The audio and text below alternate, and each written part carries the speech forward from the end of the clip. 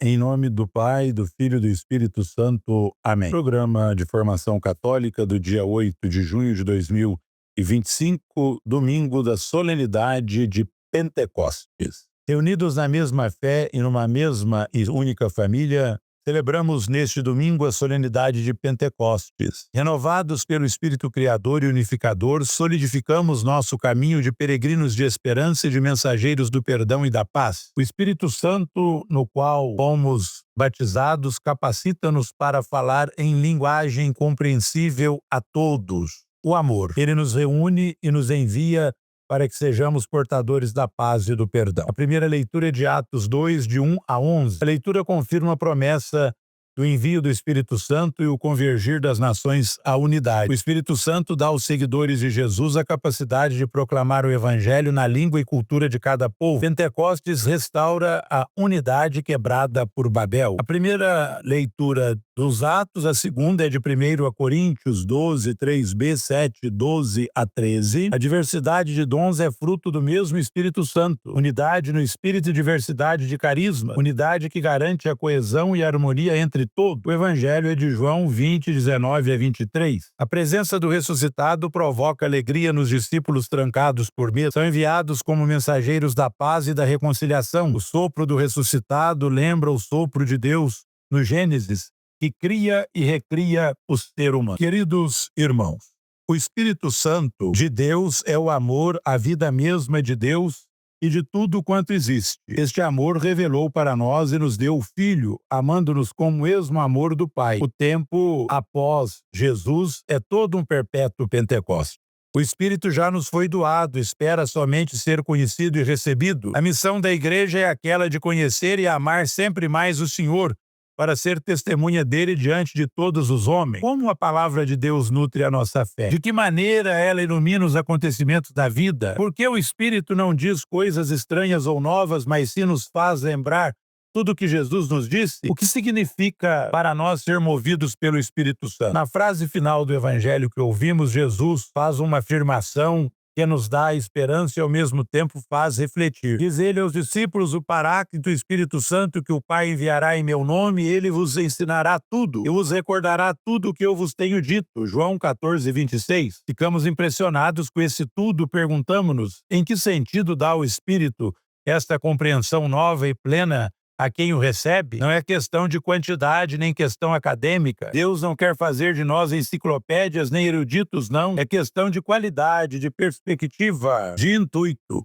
O Espírito faz-nos ver tudo de um modo novo, segundo o olhar de Jesus. Poderíamos expressá-lo assim: no grande caminho da vida, ele nos ensina de onde começar, que caminho seguir e como caminhar. Temos o Espírito que nos diz de onde começar, que caminhos a seguir e como caminhar, o estilo como caminhar. Primeiro, de onde começar? De fato, o Espírito indica-nos o ponto de partida da vida espiritual. E qual é? Disso nos falava Jesus pouco antes, quando disse: se me amais, guardareis os meus mandamentos. Se me amardes, observareis. Esta é a lógica do Espírito Santo. Muitas vezes pensamos ao contrário: se observamos, amamos. Estamos habituados a pensar que o amor deriva essencialmente da nossa observância, da nossa perícia, da nossa religiosidade, ao passo que o Espírito nos lembra que sem o amor na base, tudo mais é vão, e que este amor não nasce de nossas capacidades. Este amor é dom dele. Ele ensina-nos a amar e devemos pedir este dom. É o Espírito de amor que põe em nós o amor. É ele que nos faz sentir amados e nos ensina a amar. Ele é, por assim dizer, o motor da nossa vida espiritual. É ele que move tudo a partir de dentro de nós. Mas se não começamos do Espírito, ou com o Espírito, ou por meio do Espírito, não se consegue caminhar. Meus irmãos, além de nos recordar o ponto de partida, o Espírito ensina-nos que caminhos a seguir. Primeiro, lembra-nos do ponto de partida, agora ensina-nos qual estrada a seguir. Deduzimos-lo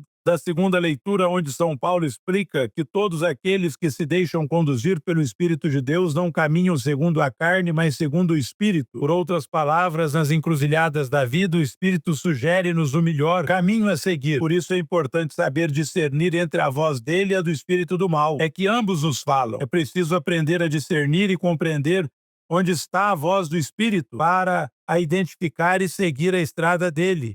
seguir as coisas que Ele está a nos dizer. Além disso, o Espírito Santo não é idealista, mas concreto. Quer que nos concentremos sobre o aqui e agora, porque o espaço onde estamos e o tempo que vivemos são os lugares da graça. O lugar da graça é o lugar concreto do hoje, aqui e agora, como? Não são as fantasias que conseguimos pensar. O Espírito leva-te ao concreto sempre. Ao contrário, o Espírito do mal quer nos afastar do aqui e do agora, levar-nos com a imaginação para outro lugar. Muitas vezes ancora-nos no passado, aos queixumes, às saudades, aquilo que a vida não nos deu, ou então projeta-nos para o futuro, alimentando temores, medos, ilusões, falsas esperanças. O Espírito Santo não. Leva-nos a amar aqui e agora concretamente, não um mundo ideal, uma igreja ideal, não uma congregação religiosa ideal, mas aquilo que existe à luz do sol, na transparência e na simplicidade. Quanta diferença do maligno que fomenta as coisas ditas nas costas, as murmurações, as críticas. As críticas são um mau hábito